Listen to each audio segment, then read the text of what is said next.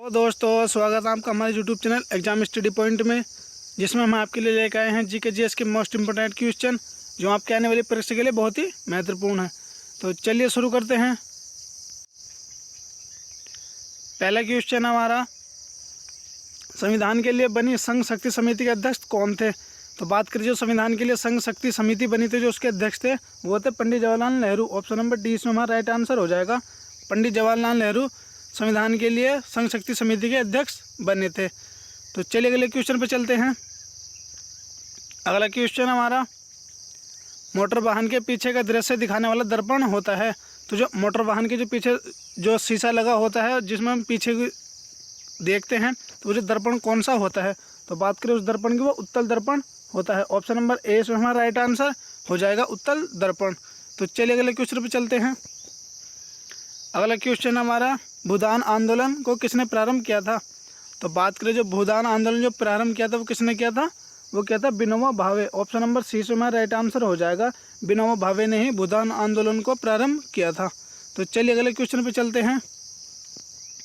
अगला क्वेश्चन हमारा, खेतड़ी राजस्थान किसके लिए प्रसिद्ध है? तो बात करें जो खेतड़ी है वो किसके लिए प्रसिद्ध है? तो वह तांबे के लिए प्रसिद्ध है। ऑप्शन नंबर डी इसमें हमारा राइट आंसर हो जाएगा, तांबा। तांबे के लिए खेतड़ी का जो खेतड़ी है जो राजस्थान के अंतर्गत पड़ता है, वो तांबे के लिए प्रसिद्ध है। तो चलिए अगले क्वेश्चन पे चलते हैं। अगला क्वेश्चन हमारा, संसद के दोनों सदनों की संयुक्त बैठक की अध्यक्षता कौन करता है? तो बात करिए संसद में दोनों सदनों की संयुक्त बैठक की जो अध्यक्षता करता है वो कौन करता है? तो वो करता है लोकसभा अध्यक्ष। ऑप्शन नंबर ए हमारा इसमें राइट आंसर हो जाएगा। लोकसभा अध्यक्ष सदनों में दोनों सदनों की संयुक्त बैठक की अध्यक्षता करता है। तो चलिए अगले क्वेश्चन पे चलते हैं। अगला क्वेश्चन हमारा, सीसा में से किसका मिश्रण है? तो बात करें जो सीसा जो मिश्रण है वो किसका है? तो वो रेत और लवण का। ऑप्शन नंबर डी हमारा राइट आंसर हो जाएगा। रेत और लवण मिलकर सीसा बनता है। तो चलिए अगले क्वेश्चन पे चलते हैं। अगला क्वेश्चन हमारा, दक्कन पर विजय प्राप्त करने वाला प्रथम मुस्लिम शासक कौन था?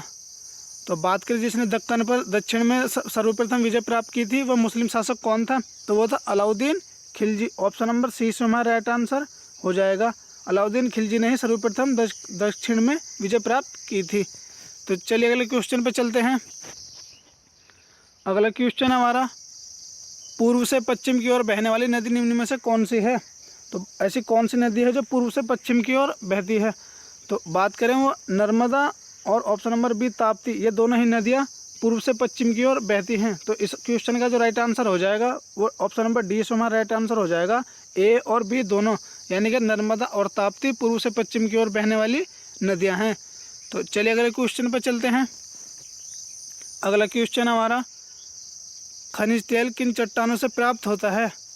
तो बात करें जो खनिज तेल प्राप्त होता है वह किन चट्टानों से प्राप्त होता है? तो वो होता है अवसादी चट्टानें। अवसादी चट्टानों में ही जीवाश्म पाया जाता है। तो अवसादी चट्टानों में ही खनिज तेल प्राप्त होता है। तो ऑप्शन नंबर 20 में हमारा राइट आंसर हो जाएगा। तो चलिए अगले क्वेश्चन पे चलते हैं। अगला क्वेश्चन हमारा, नारकोंडम किस प्रकार के ज्वालामुखी का उदाहरण है?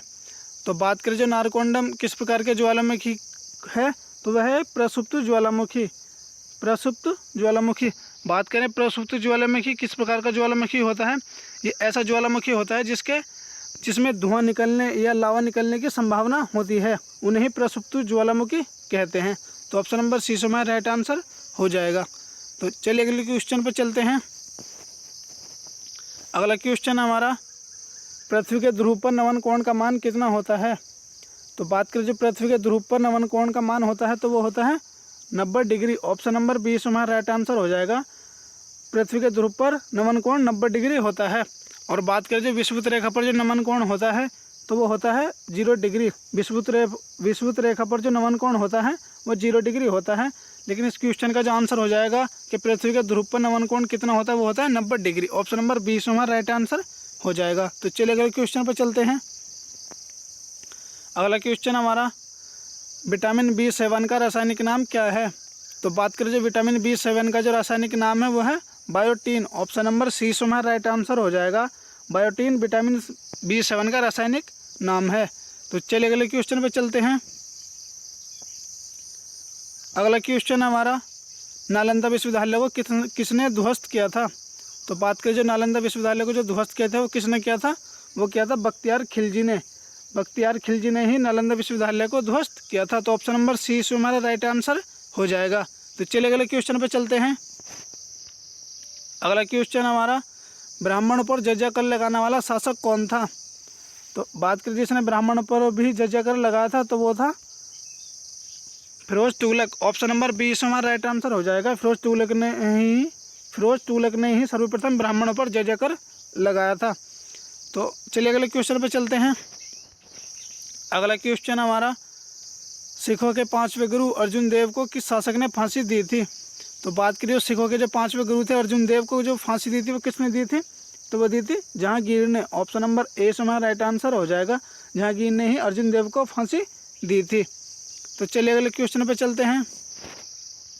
अगला क्वेश्चन हमारा, भारत का अंतिम गवर्नर जनरल कौन था। तो बात करें भारत का जो अंतिम गवर्नर जनरल था तो वो Lord Canning. Option number C से हमारा राइट आंसर हो जाएगा। लॉर्ड कैनिन ही भारत का अंतिम गवर्नर जनरल था। और बात करें प्रथम वायसराय की तो प्रथम वायसराय भी लॉर्ड कैनिन ही था। लॉर्ड कैनिन को ही अंतिम गवर्नर जनरल तथा प्रथम वायसराय बनाया गया था। तो ऑप्शन नंबर सी से हमारा राइट आंसर हो जाएगा, लॉर्ड कैनिन। तो चलिए अगले क्वेश्चन पर चलते हैं। अगला क्वेश्चन हमारा, राज्यपाल शपथ किस अनुच्छेद के अंतर्गत लेता है। तो बात करें जो राज्यपाल शपथ लेता है वो किस अनुच्छेद के अंतर्गत लेता है, तो वो लेता है अनुच्छेद 159। ऑप्शन नंबर डी से हमारा राइट आंसर हो जाएगा। अनुच्छेद 159 के तहत राज्यपाल शपथ लेता है। और बात करें जो उस राज्यपाल को शपथ दिलाता है वो उच्च न्यायालय का मुख्य न्यायाधीश शपथ दिलाता है। उच्च न्यायालय का मुख्य न्यायाधीश राज्यपाल को शपथ दिलाता है। तो ऑप्शन नंबर डी से हमारा राइट आंसर हो जाएगा। अनुच्छेद 159 के तहत राज्यपाल शपथ लेता है। तो चलिए अगले क्वेश्चन पे चलते हैं। अगला क्वेश्चन हमारा, संविधान में प्रथम संशोधन कब किया गया था। तो बात करिए जो संविधान में प्रथम संशोधन किया गया था वो किया गया था 1951 में। ऑप्शन नंबर ए से हमारा राइट आंसर हो जाएगा।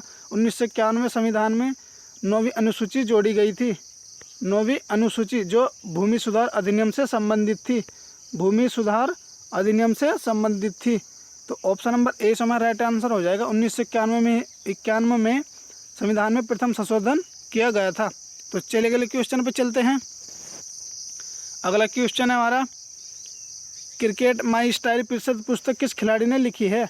तो बात करें जो क्रिकेट माई स्टाइल पुस्तक लिखी है वो किसने लिखी है, तो वो लिखी है कपिल देव ने। ऑप्शन नंबर सी से हमारा राइट आंसर हो जाएगा। कपिल देव ने ही क्रिकेट माई स्टाइल प्रसिद्ध पुस्तक लिखी है। तो चलिए अगले क्वेश्चन पे चलते हैं।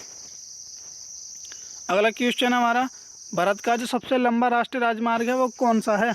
तो बात करें जो भारत का सबसे लंबा राष्ट्रीय राजमार्ग है तो वो है NH-44। ऑप्शन नंबर बी से हमारा राइट आंसर हो जाएगा। NH-44 श्रीनगर से कन्याकुमारी तक जाता है।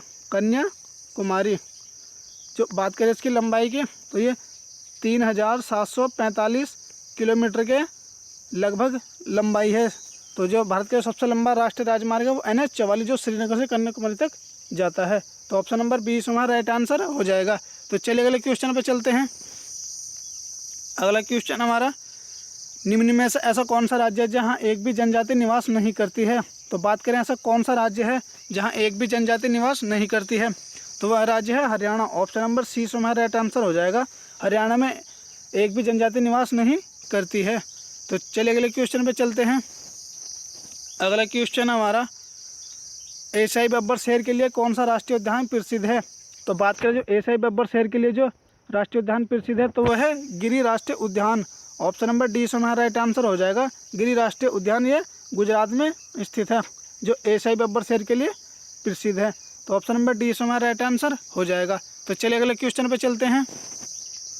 अगला क्वेश्चन हमारा, पूर्ण रूप से देश का पहला भारतीय बैंक कौन सा था। तो बात करें पूर्ण रूप से जो देश का पहला भारतीय बैंक था तो वह था Punjab national bank. Option number D से हमारा राइट आंसर हो जाएगा। पंजाब नेशनल बैंक की जो स्थापना हुई थी वो 1894 में लाला लाजपत राय ने की थी।